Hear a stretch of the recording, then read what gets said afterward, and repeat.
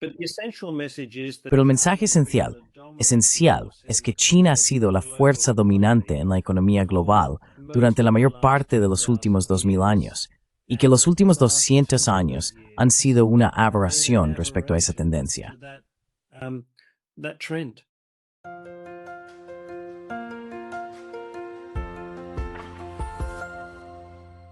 Hello everybody, this is Pascal from Neutrality Studies. Hola a todos, soy Pascal de Neutrality Studies y hoy estoy hablando con el autor e historiador australiano Michael Pembroke.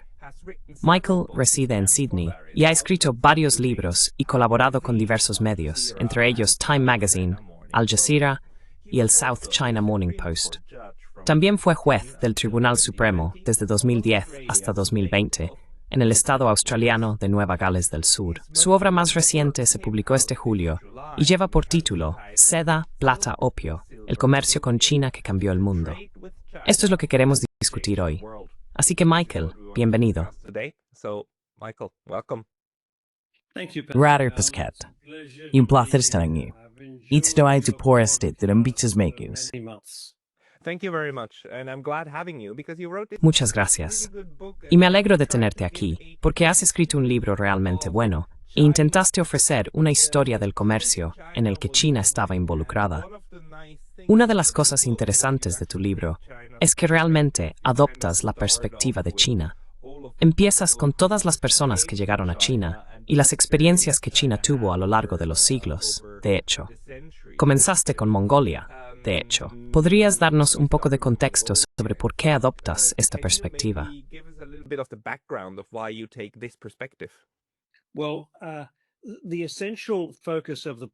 Bueno, el enfoque esencial del libro es el comercio de China con Occidente. Así que, aunque menciono a los mongoles, por supuesto, el comercio comenzó cuando la ruta de la seda transportaba seda y otros productos exóticos hasta el Imperio Romano.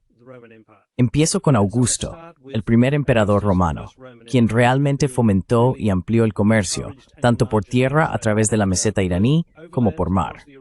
Bajo Augusto, los barcos romanos salían por el Mar Rojo y rodeaban la península arábiga hasta un puerto entonces conocido como Barbaricón, en la desembocadura del río Indo, ahora más cerca de donde está Karachi. Por supuesto, bajo Augusto, Roma adquirió Egipto, que era enormemente rico, y eso ayudó a impulsar el comercio a grandes alturas. Pero el problema, en cierto sentido, era que los romanos eran tan exorbitantemente ricos y acomodados, y la seda era un producto tan nuevo, caro y exótico, algo completamente transformado.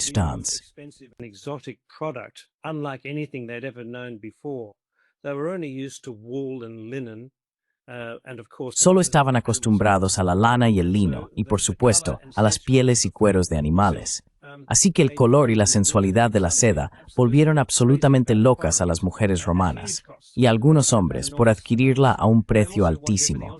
Pagaban sumas enormes. También querían todo lo demás que pudieran conseguir de China, porque les resultaba exótico y poco común.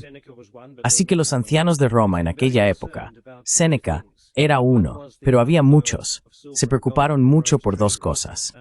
Una era la salida de plata y oro del tesoro romano hacia China, o hacia los comerciantes que traían los productos de China. La otra era el gasto extravagante de dinero y recursos valiosos en lo que consideraban productos frívolos, solo para que la dama romana brillara en público.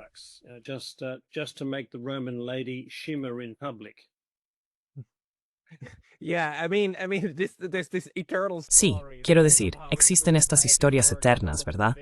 Sobre cómo funcionan las sociedades humanas.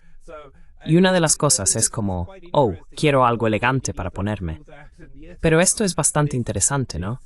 Que ya hace como 2000 años, este comercio continental en realidad estaba, bueno, quizá no deberíamos decir que prosperaba como hoy en día, pero la ruta comercial estaba abierta y el intercambio entre estos imperios estaba en marcha. Solo fluían oro y plata en la otra dirección. ¿O había otros tipos de cosas que China realmente quiere comprar de Europa?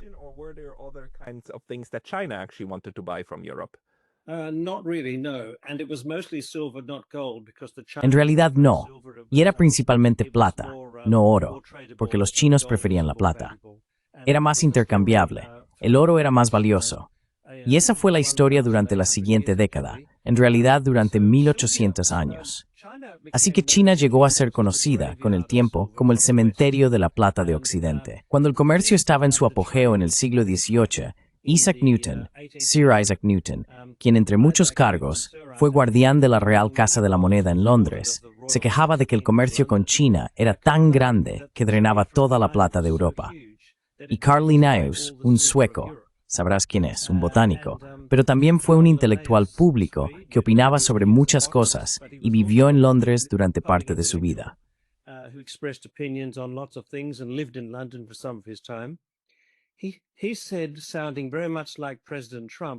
Dijo, sonando muy parecido al presidente Trump, que no hay nada más importante que cerrar esa puerta a China por la que pasa toda la plata de Europa. El comercio era tan enorme que a mediados del siglo XVIII, David Hume, el filósofo escocés, dijo en 1750 que si China estuviera tan cerca de nosotros como Francia, todo lo que compráramos vendría de China. Ahora bien, ese comercio finalmente, hacia el siglo XIX, disminuyó y se alargó en todo por el opio. Ese es otro informe. Trato ese tema en varios capítulos hacia el final del libro.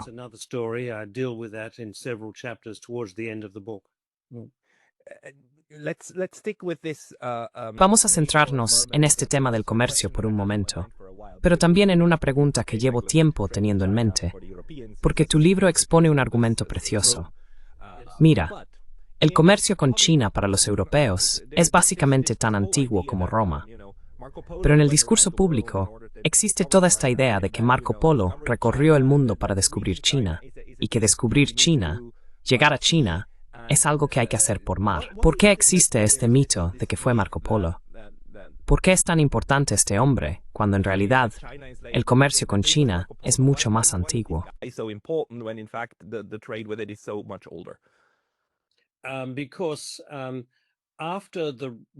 Porque después del comercio romano, y por cierto, no era un comercio bidireccional.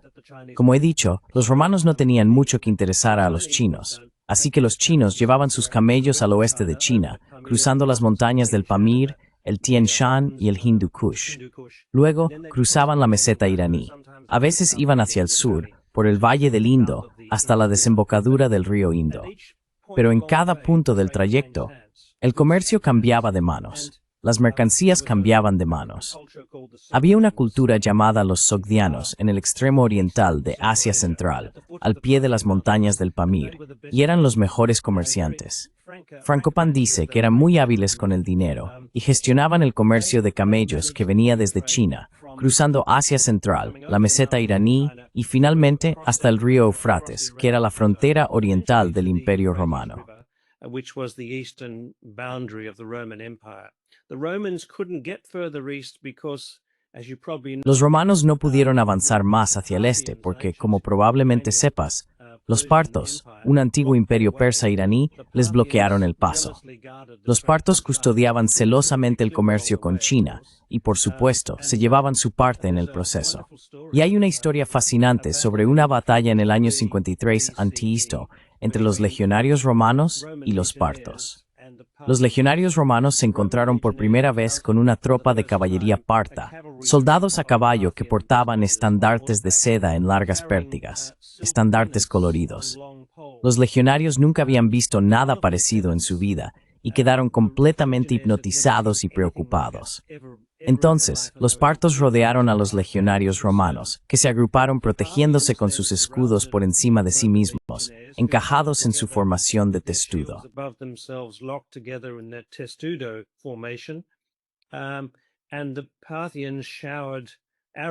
Y los partos les lanzaron flechas tan densas como el granizo o la lluvia, según relataron los historiadores de la época. Las puntas de flecha partas eran de acero, fabricadas según técnicas chinas que aún no habían llegado a Roma. Eran tan resistentes que las flechas atravesaban los escudos y clavaban los brazos, las piernas y otras partes del cuerpo de los soldados. Así que fue una matanza terrible. A veces las flechas caían y les atravesaban los pies hasta clavarlos en el suelo. Eso fue lo que realmente reveló la seda a los soldados romanos, y luego empezó a llegar en pequeñas cantidades, hasta que de hecho, Julio César, antes que Augusto era su hijo adoptivo, introdujo la seda en el foro romano un año, en el 46 a Ponte Sististo. Sustituyó los toldos de lino que protegían al pueblo, a los plebeyos, del sol abrasador, y los reemplazó por seda.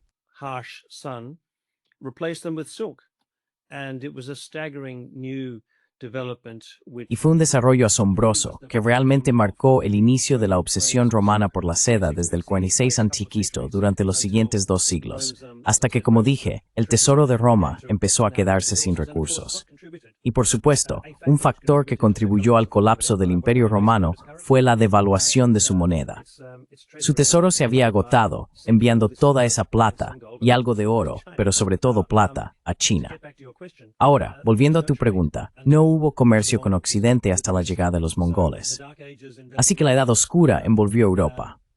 Luego fueron los mongoles, en el siglo III, quienes abrieron Eurasia y las rutas terrestres.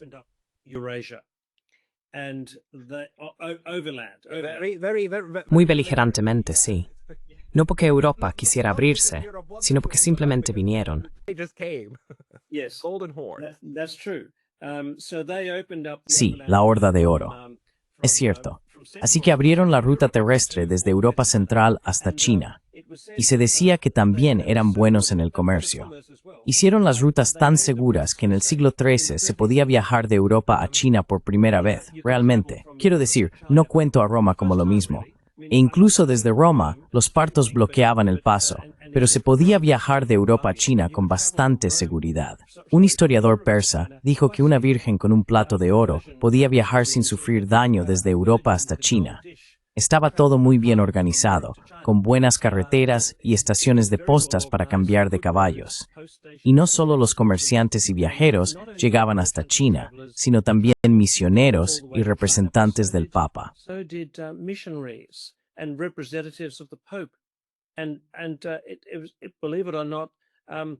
Y créalo o no, los enviados del Papa viajaron hasta la corte del Khan, en China, y emisarios del Khan, después de rechazar inicialmente el cristianismo y decir que todos debían someterse a ellos, emisarios de Kublai Khan y más tarde fueron a Roma para rendir homenaje al Papa.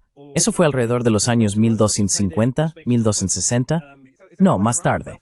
El Imperio Mongol, el Imperio Yuan en China, fue desde 1271 hasta 1368, menos de un siglo, y Kublai Khan estuvo en ese último periodo del siglo XIII.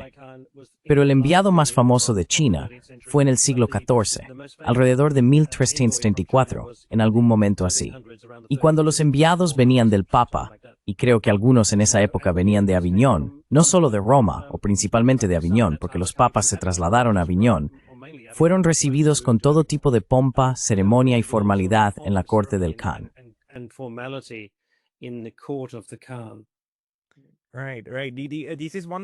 Cierto, cierto. Esta es una parte de la historia europea que a menudo olvidamos, la importancia de los mongoles. Y su dominio no duró tanto, pero llegaron muy lejos. Tomaron Kiev, tomaron tanto el norte como el sur. Sí, y derrotaron a todos en su camino. Y al hacerlo, en realidad abrieron las rutas, ¿verdad? Y mientras no los desafiaras, podías ir y venir.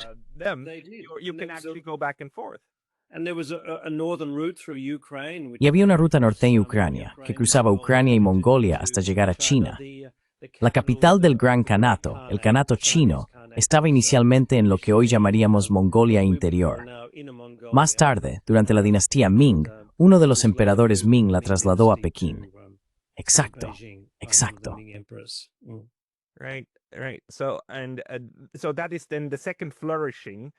Así que ese es el segundo florecimiento del comercio chino-europeo. El primero fue durante el Imperio Romano.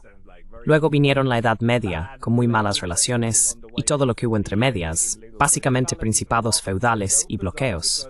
Y después se reabre gracias a una Pax Mongólica, o como queramos llamarla. Bueno, comúnmente se la llama Pax Mongólica. Sí, sí. Pero fue breve, ¿verdad? Los mongoles luego se dividieron en sus propios grupos pequeños. Y de hecho, uno de ellos acabó tomando el control de la China continental. Y la dinastía que surgió de eso se llama, ayúdame, la dinastía Yuan. Y eso es más o menos en la misma época en la que Marco Polo realiza sus viajes, ¿verdad? Exactamente. His travels, right? So So Mark around about 12 Hacia los años 1270, 1280 y principios de los 290, fue huésped en la corte de Kublai Khan. Y también lo fueron su padre y su tío, por cierto, su padre, Nicolò, y su tío Maffeo. Los tres fueron juntos. Los otros dos suelen ser olvidados, pero Marco Polo fue quien causó la mayor impresión. Marco Polo made the biggest impression. right. And so from then A partir de entonces, el comercio con China se mantuvo estable o volvió a experimentar muchos altibajos. go through, or did it go through a lot of ups and downs again? No, so after the Mongols, Después de los mongoles, la dinastía Ming tomó el control del imperio mongol en 1368. Y los Ming pasaron por dos fases. La fase inicial de los Ming incluyó ese periodo increíble entre aproximadamente 1405 y 1433, cuando Cheng He, el almirante musulmán y eunuco, llevó las flotas del tesoro tan lejos como se conocía el mundo. Así que hubo 7 grandes flotas del tesoro de enormes juncos. Se consideraba que eran muchas veces más grandes que los barcos europeos. En el libro, he intentado compararlos. Hay una imagen del barco principal de Colón, su nave líder, la Santa María, un barquito diminuto, y el junco de tamaño medio equivalente de una flota del tesoro era muchas veces más grande. Hay muchos relatos históricos sobre lo enormes que eran estos barcos, porque fueron observados en la India durante su paso y en otros puertos de su ruta. Llegaron hasta África Oriental. Sin duda, entraron en el Golfo Pérsico y el Mar Rojo, y navegaron por todo el este de Asia. and they went to all over East Asia. Of course, this is the great area of controversy that is the subject. Por supuesto, esta es la gran área de controversia, que es el tema de un libro escrito por el submarinista inglés, conocido por mucha gente. Se llama Gavin Menzies, ya fallecido. Escribió un libro titulado 1421, el año en que China descubrió América. Y su teoría es que los barcos chinos llegaron hasta las Américas durante ese periodo de exploración. De hecho, no era tanto exploración. Era algo parecido a la iniciativa de la Franja y la Ruta. Los chinos salían para impresionar al mundo conocido con su fuerza y poder económico. No estaban librando guerras. Hubo 1 o 2 disputas, pero no salieron a hacer la guerra. No participaron en cambios de régimen. No enviaron ejércitos por todo el mundo, como han hecho algunos países en el siglo XX o XXI. Countries in the 20th century or the 21st century, they went out on a sort of quasi. Salieron en una misión cuasi económica y diplomática y tuvieron un éxito extraordinario. Pero por razones que han desconcertado a los historiadores, aunque probablemente sepamos por qué, tras 7 enormes viajes a mediados de la década de 1430, el emperador fue persuadido por funcionarios de la corte, mandarines y literatos para detener el gasto en estas expediciones masivas. Obviamente, eran muy costosas, y la marina china se vino abajo. El emperador no permitió el gasto en cosas frívolas, como ir a países extranjeros. Y aunque en cierta medida los comerciantes privados continuaron con su comercio, la Marina Imperial China colapsó. No quedó mucho de ella. Pasó de tener muchísimos barcos a casi nada al final del siglo. Hundreds of ships to almost nothing by the end of the century. And China, from that point, turned inward. Y China, a partir de ese momento, se volvió hacia adentro. Sin embargo, seguía siendo rica gracias al comercio, y los siglos XVI, XVII y XVIII fueron tan prósperos por el comercio, especialmente con el Golfo Pérsico, los estados árabes, Asia Oriental y Asia Meridional, que entraba tanto dinero en el país, tanta plata, que los emperadores apenas tenían que gobernar. Podían dejarlo en manos de sus funcionarios, podían recluirse en el santuario interior de la ciudad prohibida y simplemente entregarse a sus placeres. Así que hubo varios emperadores de largo reinado en ese periodo, y eso es más o menos lo que ocurrió, salvo que la propia dinastía Ming colapsó en 1644.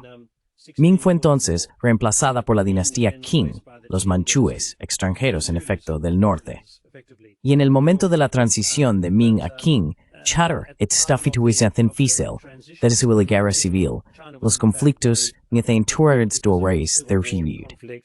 And some terrible natural disasters. Climate change is blamed by some on what happened. Algunos culpan al cambio climático de lo que ocurrió.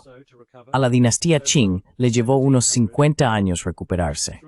Así que desde 1700 hasta 1800, durante los siguientes 100 años aproximadamente, el comercio con Occidente creció de manera espectacular porque empezaron a llegar las compañías de las Indias Orientales. Los portugueses fueron los primeros en llegar, luego los holandeses y finalmente los ingleses, suecos e incluso los franceses, y más tarde los estadounidenses. Ese comercio a finales del siglo XVII y especialmente durante el siglo XVIII fue enorme porque los europeos estuvieron expuestos por primera vez a la porcelana, de la que no tenían conocimiento alguno. Estaban acostumbrados al peltre, la madera y la plata, por supuesto, pero nunca habían visto porcelana y no podían imaginar cómo se fabricaba. But they'd never seen porcelain and couldn't fathom how to make it. They were introduced for the first time to tea. Fueron introducidos por primera vez al té, y el té se convirtió en una necesidad imprescindible y muy de moda. De hecho, el té se convirtió en la bebida más popular en Inglaterra, después del agua, partiendo de la nada, porque cuando Shakespeare estaba vivo, digamos en 1600, nadie sabía lo que era el té. Nadie sabía lo que era una decocción caliente. Shakespeare conocía la hidromiel, el clarete y el madeira, la cerveza, por supuesto, pero nadie sabía lo que era el té. En menos de 100 años, se convirtió en la industria en auge, y el té aportó millones, realmente, literalmente millones de libras al tesoro inglés. De hecho, a principios del siglo XIX, el comercio del té financiaba efectivamente a la Marina Real, porque el gobierno obtenía ingresos de aranceles e impuestos. Y por supuesto, la Compañía de las Indias Orientales estaba prácticamente en manos del gobierno en esa época.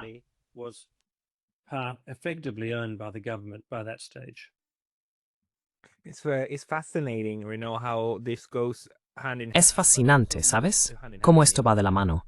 La conquista y el comercio.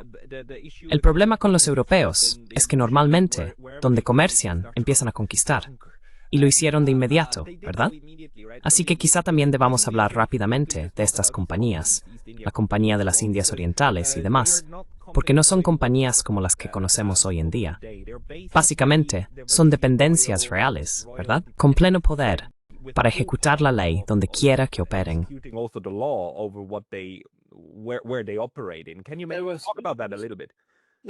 ¿Puedes hablar un poco sobre eso? Eran consorcios gubernamentales, en efecto, y podían hacer la guerra. Pero la Compañía Británica de las Indias Orientales comerciaba de manera muy pacífica en China durante el primer siglo que estuvo allí, desde 1700 hasta 1800. Estaba controlada efectivamente por comerciantes, y los directores estaban en Londres, y su principal preocupación era obtener beneficios. El problema surgió a finales del siglo XVIII, cuando los británicos ya no pudieron sostener la salida de plata. Los barcos salían de Inglaterra cargados de cofres de plata, que se habían comprado al Banco de Inglaterra o a los principales comerciantes de metales preciosos de Londres, y regresaban con aún más cofres, muchos más cofres, de té, además de porcelana y cualquier otra cosa que pudieran traer de vuelta.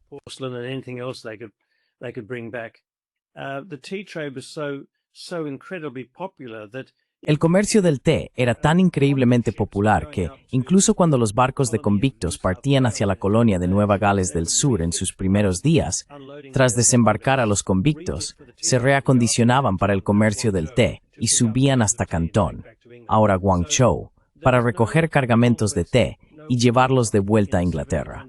Así que no hubo conquista ni guerra en el siglo XVIII por parte de la Compañía Británica de las Indias Orientales, ni de ninguna de las otras.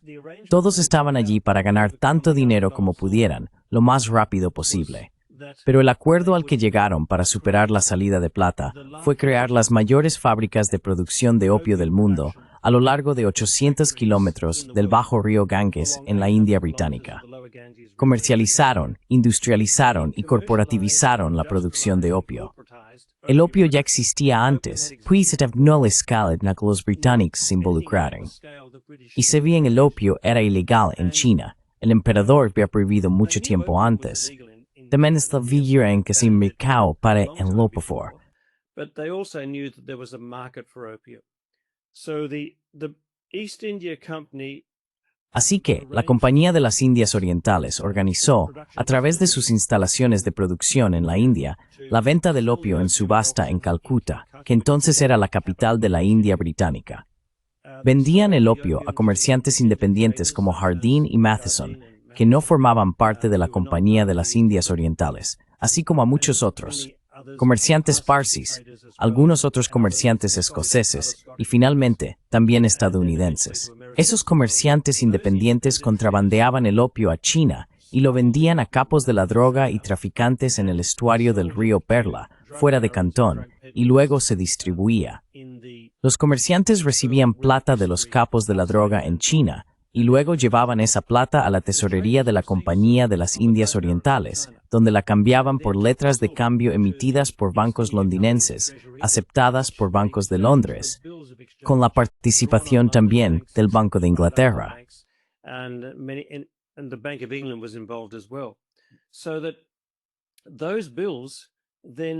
Así que esos pagarés entonces sustentaron el comercio global, porque se descontaban y se negociaban por todo el mundo para todo tipo de transacciones, incluida la compra de algodón en América y cualquier otra cosa que pudieras imaginar.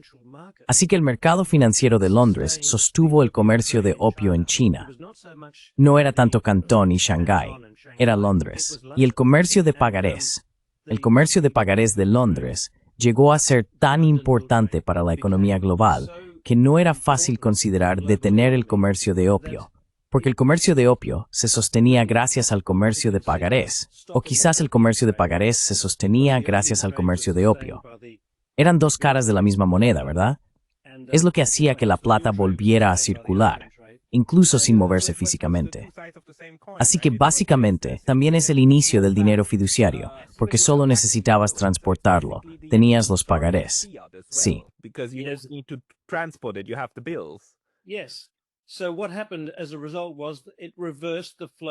Así que lo que ocurrió como resultado fue que se invirtió el flujo de plata. La plata salió de China por primera vez en siglos. Esto empobreció a China y contribuyó a su decadencia final durante el siglo XIX. Quiero decir, es algo que se da por hecho. Creo que es bien sabido que los británicos iniciaron la Primera Guerra del Opio y la continuaron en la Segunda Guerra del Opio con el único propósito de preservar y expandir su comercio de opio. El emperador, de manera bastante comprensible, había intentado detener el comercio de opio y envió a un comisionado Lin a Cantón para cumplir sus órdenes. Pero cuando encerró a los comerciantes europeos en las 13 factorías de Cantón, provocó un gran alboroto, lo que llevó a la guerra.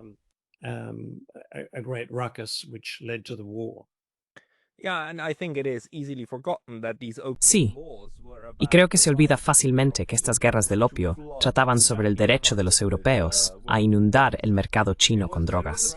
Fue una guerra de drogas, pero no una guerra contra las drogas, sino una guerra por las drogas. Esa es la locura del asunto. Exactamente, Pascal. Sí. ¿Qué implica esto? Quiero decir, también es la época en la que China, de nuevo, sube y baja en términos de control centralizado, ¿verdad? En términos de control.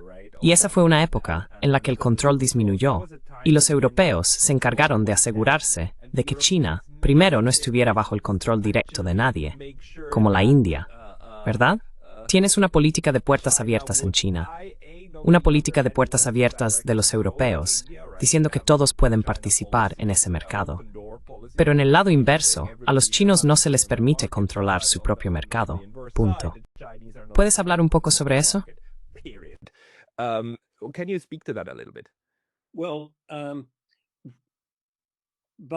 Bueno, para 1860, después de la Segunda Guerra del Opio, los europeos estaban por todo China. Se movían por China como si fuera su propio país. No mostraban ningún respeto por la soberanía china. Establecieron la extraterritorialidad en todos los lugares a los que iban. Los bancos europeos operaban en China y emitían su propia moneda. A los misioneros se les permitía ir a donde quisieran en China, y los misioneros fueron un aspecto fundamental de los problemas que ocurrieron en la segunda mitad del siglo XIX. La soberanía china no valía nada.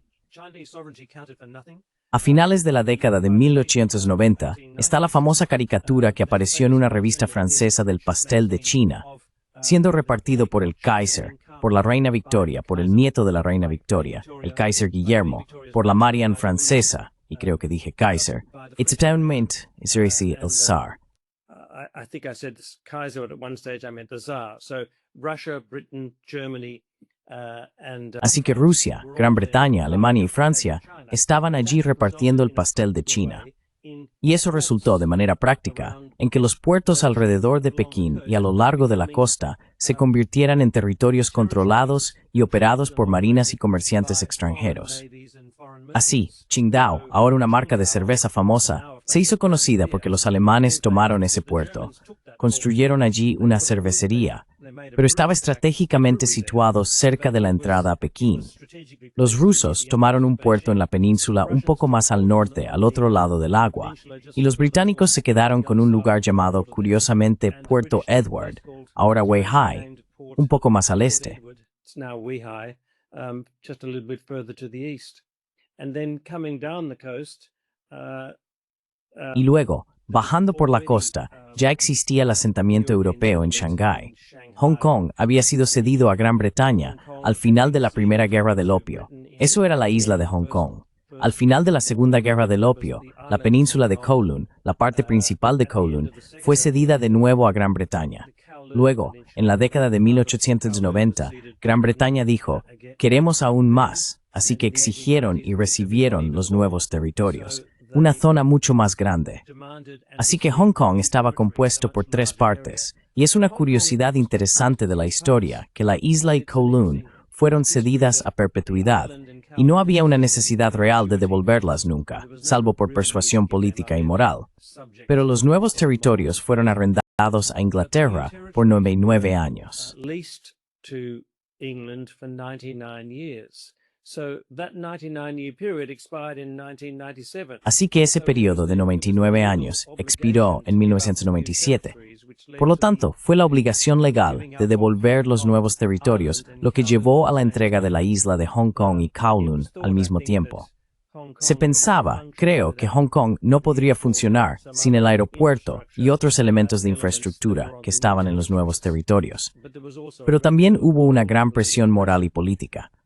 Curiosamente, los franceses también exigieron y recibieron un puerto en el sur de China, y también se les concedió a Francia en un arrendamiento de 99 años que también expiraba en 1997.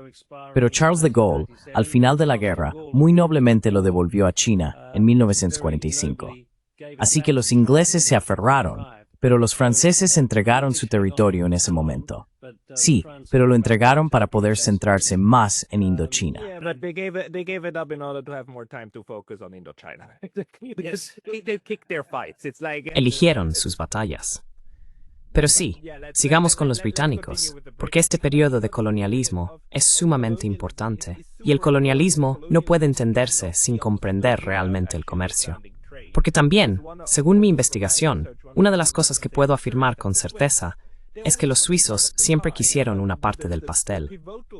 Pero el requisito fundamental era que dondequiera que fueran a hacer comercio de segunda mano, ya sabes, yo llamo a esto colonialismo a cuestas, donde simplemente se suben a los barcos de otros y luego hacen el comercio que los grandes no quieren hacer. La cuestión clave era la jurisdicción consular, que no estarían bajo la jurisdicción del Estado receptor, de China, sino que todas las disputas con los locales podrían gestionarse ante los tribunales de la potencia colonial principal. Y esa fue una estructura que se estableció en toda esta red comercial de los europeos. of the Europeans. Well, that was the essence of extraterritoriality that I mentioned before. Bueno, esa era la esencia de la extraterritorialidad que mencioné antes, no solo en la banca, sino también en el sistema legal. Así que los sistemas legales y financieros chinos quedaron completamente socavados por los europeos en la segunda mitad del siglo XIX.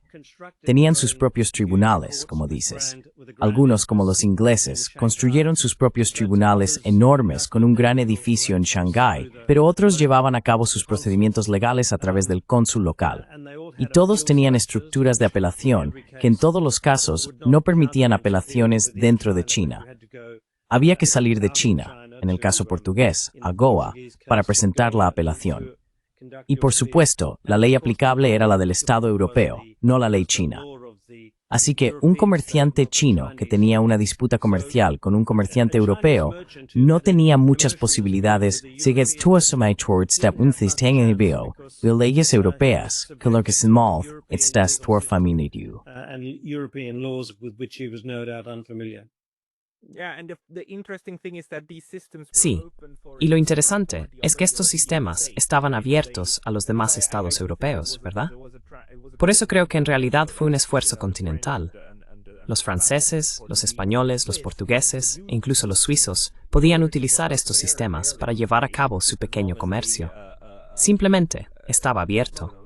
Era prácticamente este tipo de sistema europeo, ampliado e implantado en estos centros comerciales, que también se desarrollaron de manera muy estratégica, por lo que a veces cambiaban. Quiero decir, si retrocedes a la década de 1860, Manila era un puerto comercial mucho más importante que Singapur. Pero luego Singapur fue desarrollado estratégicamente, al igual que Hong Kong y otros, como puertos comerciales para canalizar esa riqueza de vuelta al imperio metropolitano. Y para China, esto fue trágico, ¿no? Quiero decir, mató, el opio y demás mataron, probablemente a millones de personas. Many millions. The very well regarded Muchos millones. El muy respetado historiador angloamericano Jonathan Spence dijo que fue enorme, muy sustancial. Algunas estimaciones hablan de entre 30 y 40 millones de personas que eran adictas al opio, y la mayoría de ellas probablemente murieron. Fue una situación terrible.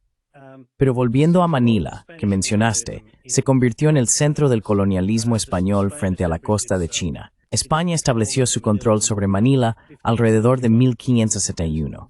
Y el comercio del galeón de Manila, había estos enormes barcos construidos por el Estado español en Filipinas, se realizaba entre Manila y el puerto de Acapulco durante 250 años, a lo largo de los siglos XVI, XVII y XVIII. During the 1500s, 1600s and 1700s. And those ships would load up at Acapulco. Y esos barcos se cargaban en Acapulco con plata, cientos de cofres de plata. Eran como cajas fuertes flotantes y eran un manjar para los piratas y bucaneros de la época. La plata provenía de las minas de los virreinatos de Perú y México. Los barcos cruzaban el Océano Pacífico hasta Manila, y la plata se utilizaba para comprar productos chinos, que eran traídos desde la provincia de Fujian por comerciantes chinos. Luego, los galeones de Manila se cargaban con todos esos productos y navegaban de regreso por el Pacífico hasta Acapulco. Acapulco era el lugar donde se celebraba una feria comercial anual cuando llegaba el galeón de Manila, porque solo había un viaje al año.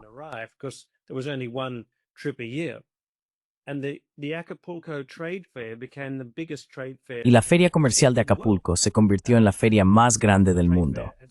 Después de que la feria vendía todo lo que podía, los productos seguían su camino hacia Ciudad de México.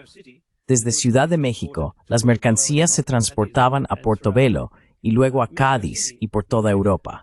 Ciudad de México se convirtió en el centro del mundo entre China y Occidente. El dólar de plata mexicano, o español, el peso de plata, small. Si fueron tan grandes que tienen competencia. Esa solo en thing your post new. Only in the late 19th century. Sabes, hay tanto de lo que podríamos hablar. También sobre Japón, y cómo Japón aprendió la lección europea y empezó a entrar en China, se apropió de partes, y así sucesivamente. Podríamos hablar de todo eso, pero vamos a avanzar un poco. Porque una de las cosas que oigo decir a la gente, y siempre pienso como que me dan ganas de estrangularlos, es: el mayor error que cometió Estados Unidos fue dejar que China entrara en la Organización Mundial del Comercio en 2001, porque permitir que China se convirtiera en un centro comercial, un centro global, fue una tontería.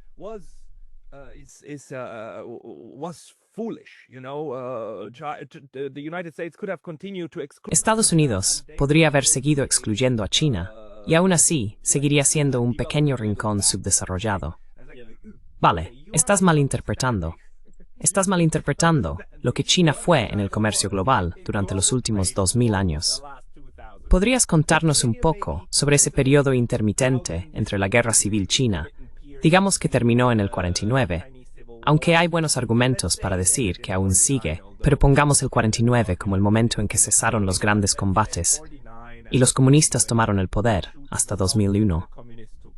¿Qué ocurrió en ese periodo de la Guerra Fría?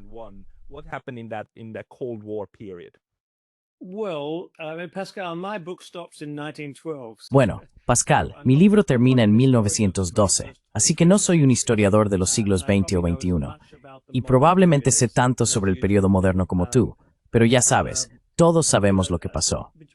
Deng Xiaoping decidió, después del periodo de Mao, que estuvo lleno de errores. Quiero decir, tengo una visión más amplia sobre la revolución comunista. Tenían buenas intenciones, pero cometieron errores terribles y causaron un sufrimiento enorme. Pero hicieron falta 30 años de esos errores para que el país volviera a levantarse. Y después de 30 años, hubo algunos primeros ministros, como Deng Xiaoping, que estabilizaron el país. Empezaron a estabilizar la economía y volvieron a fomentar el comercio con Occidente. Mao había cerrado China, de hecho. Pero hay una arrogancia increíble entre quienes dicen que queríamos que China se convirtiera en algo como nosotros, pero no lo hizo. Ese es su propio camino. Le permitimos entrar a la Organización Mundial de Comercio.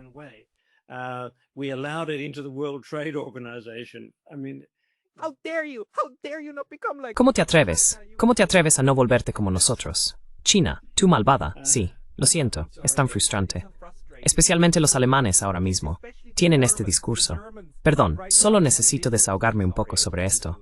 En alemán hay una pequeña frase llamada Wandel durch Handel, algo así como cambio a través del comercio. Rima en alemán, ¿verdad? Sí. Fracasó, ¿sabes? Y nuestras buenas intenciones de cambiar China para mejor y convertirla en un faro de la democracia fracasaron. Y ahora tenemos que pasar a la confrontación directa, porque es el único lenguaje que entienden. Es un discurso absolutamente tonto, pero este es realmente el nivel, ya sabes, de los programas de televisión y demás que están haciendo en este momento. ¿Puedes hablar un poco sobre eso? Romanis those strengthen their aspect comis fort históricamente frisias para Chini. The way trade also historically works for China. Me preocupa que tanta gente piense que China debería cambiar, que debería adaptarse a los valores y los ideales occidentales. En mi opinión, esto parece ir en contra del principio mismo sobre el que se redactó la Carta de las Naciones Unidas.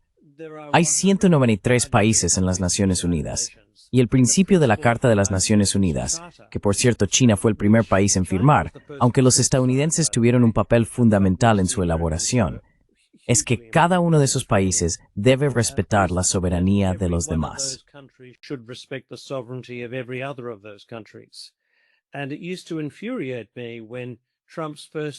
Y solía enfurecerme cuando la primera embajadora de Trump ante las Naciones Unidas, Nikki Haley, se quejaba de otros países y decía que no comparten nuestros valores. Pero la cuestión es que no los comparten y probablemente nunca lo harán.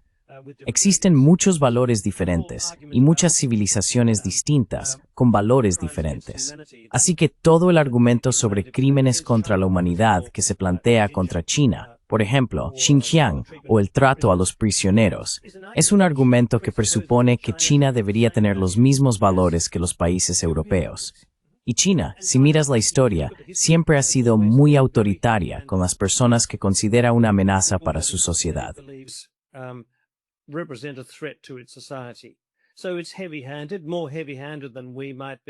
Así que es autoritario, más autoritario de lo que nosotros podríamos ser. Pero ese es su sistema. Esos son los valores por los que se rige, y los chinos lo entienden. Creo que es un error ir por el mundo pensando que todos deberían ajustarse a un solo estándar. Se pensaba que el comercio sería un medio para persuadir a la gente de adoptar ideales occidentales, el afán de lucro occidental, el capitalismo occidental, vestirse como en Occidente, llevar trajes oscuros, que en gran medida lo hacen cuando participan en el comercio. Pero eso oculta el hecho de que cada uno de esos países, China en particular, diferente, totalmente único. Y los chinos están decididos a no permitir que eso cambie.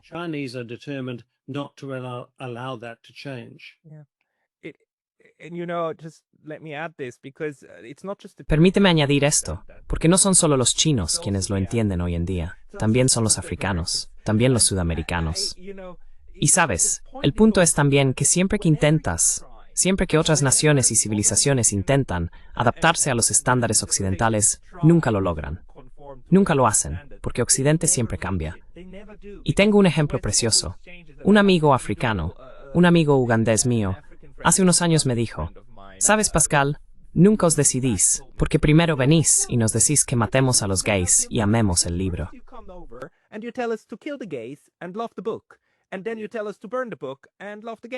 Y luego nos dices que quememos el libro y amemos a los gays. Es como, una vez que cumplimos con lo que nos dices que hagamos, nos dices que hagamos lo contrario.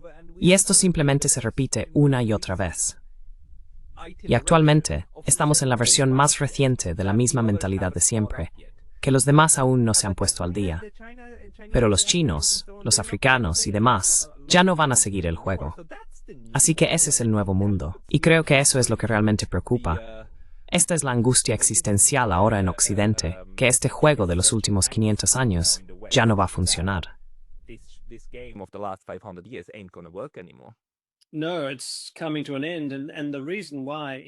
No, está llegando a su fin. Y la razón, en parte, es que los países, muchos de ellos representados por el grupo BRICS, son ahora mucho más rentables, poderosos e influyentes de lo que eran antes. Y una vez que el dólar estadounidense deje de usarse para la mayor parte del comercio mundial, y su uso está disminuyendo constantemente, será un gran problema para el equilibrio de poder. Y digo un problema, no es un problema en cierto sentido, simplemente significa que el equilibrio de poder cambiará. Creo haber entendido, por algo que leí el otro día, o que alguien me comentó, que el dólar estadounidense se utiliza actualmente en el 60% del comercio mundial, pero que cuando baje del 50%, eso será un desastre para Estados Unidos. Bueno, todos sabemos lo que Brasil, China, Rusia y probablemente India esperan lograr al realizar cada vez más su comercio en sus propias monedas. Eludirán el dólar semán y eludirán SWIFT.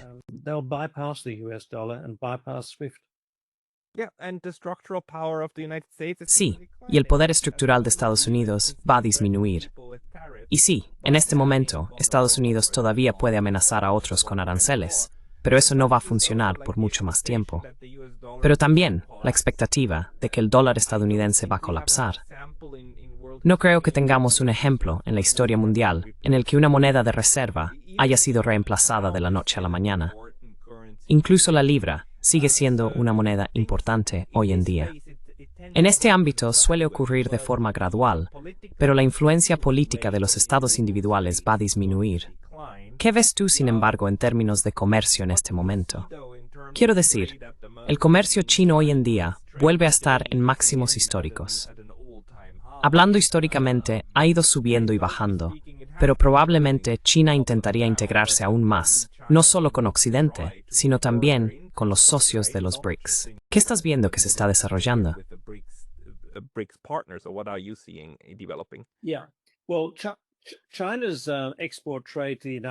Bueno, el comercio de exportación de China hacia Estados Unidos representa menos del 3% de su PIB.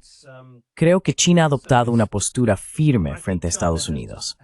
Puede que esté dispuesta a llegar a algunos acuerdos, pero a largo plazo no va a permitir que el mercado de exportación hacia Estados Unidos determine su modo de operar. Y por supuesto, sabes que el comercio de China con las naciones de la ASEAN es mayor que su comercio con Estados Unidos. El comercio de China con Europa también es mayor. El comercio de China con más de la ASEAN, en el sur de Asia, con los países de 4 países africanos, la mayoría de los estados árabes está creciendo algo de más.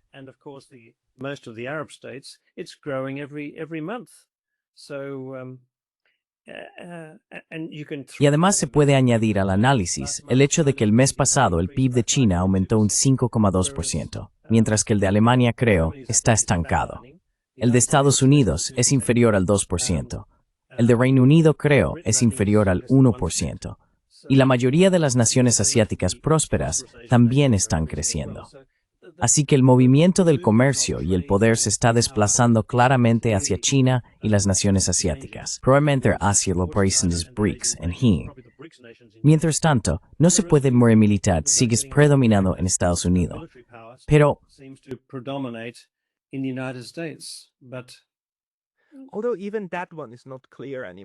Aunque ni siquiera eso está claro ya, porque parece que Estados Unidos ha alcanzado su máxima capacidad de producción y no está produciendo lo suficiente para lo que quiere hacer. Tuve esta discusión el otro día. Es como la primera vez que incluso los neoconservadores están aprendiendo que Estados Unidos no puede simplemente sacar proyectiles de la nada. Incluso ellos han aprendido que, vale, necesitamos estas tierras raras de China. De lo contrario, ni siquiera podemos fabricar nuestras armas sofisticadas. Así que eso es un problema. Pero en cierto sentido, me alegro mucho por tu libro, porque reúne estos 2000 años de poder industrial y comercial que ha tenido China, los altibajos por los que ha pasado, y sitúa lo que está ocurriendo actualmente en un contexto muy, muy amplio. Para quienes quieran conseguirlo, ¿dónde deberían hacerlo? ¿Y hay algún lugar donde publiques regularmente, ahora, aparte de...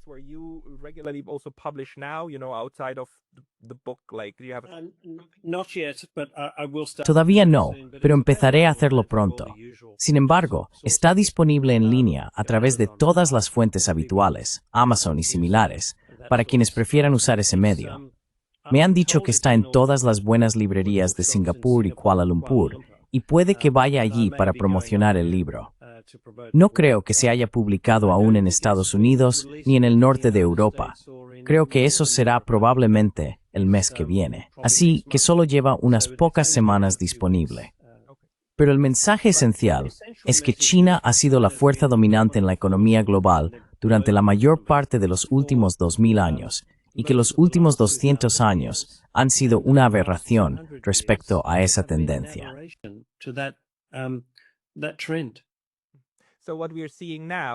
Así que lo que estamos viendo ahora no es un fenómeno nuevo. Es volver a cómo solía ser el mundo durante la mayor parte del tiempo. Así que, gente, no os alarméis. Simplemente estamos volviendo al camino. Eso es todo. Michael Pembroke, muchísimas gracias por su tiempo hoy. Gracias, Pascal Lotaz. Thank you, Pascal. All right.